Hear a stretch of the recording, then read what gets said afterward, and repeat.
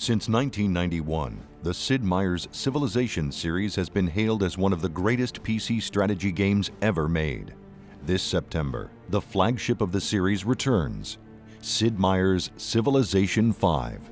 With an all-new game engine and lush, incredible graphics, Civilization 5 earns its position as the ultimate strategy game experience and the finest civilization ever developed.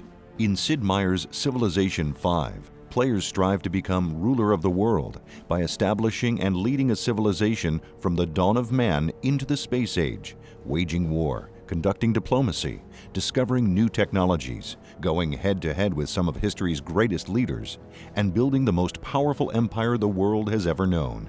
What if you were conquering the entire world, building a civilization to stand the test of time? All these cool things we could include. Technology, history, military conquest, politics, culture, diplomacy. It just seemed like a very rich topic to approach with this idea of starting small, but then by the end of the game having gone through this kind of epic journey to create a unique story of your own. Sid Meier's Civilization 5 introduces ultra-realistic graphics that showcase the thriving landscapes for you to explore, battle over, and claim as your own. Art Deco influences and touches abound in the menus and icons, creating an inviting presentation loaded with style. Civilization is about a game where you want to progress through history, and a lot of times in the here and now, it can be depressing. You get a lot of bad news, and no one wants to play through a game where things are good and they get worse. And I thought Art Deco was a time in our history where we were looking forward to all the good things that we had coming forward. And we wanted to present that style as a way to have a very optimistic view about playing through history. Always looking forward, hope, optimism, that sort of thing. Civilization 5 brings community to the forefront, providing a host of modding tools and making the best of the fan mods accessible directly from the game. The Civ community has been pretty much vital to the development of this Civ and previous Civs. They are the driving force behind Civ, I would say. Yeah, we really want to bring modding more to the forefront of the Civ experience. We found in Civ 4 that it became a big part of the community and a big part of what made the game so strong. And we really wanted to feature that, so maybe more casual players would be more aware of the mods and more able to become involved. Gamers can compete with Civ players from all over the globe via the internet or compete locally in LAN matches. An in-game community hub allows gamers to share scenarios, brag about scores and achievements, and even visit top Civ fan sites without ever leaving the game. Multiplayer's always been important to Civilization 5. I mean, there's just a huge audience out there of people playing constantly, especially in Civilization 4. There's entire communities built around having tournaments, even, what is it now, 4 or 5 years since the release of the last one? Yeah, 5. It's huge, and they have these sites that have modded the game in such a way that all the reporting comes straight into the websites.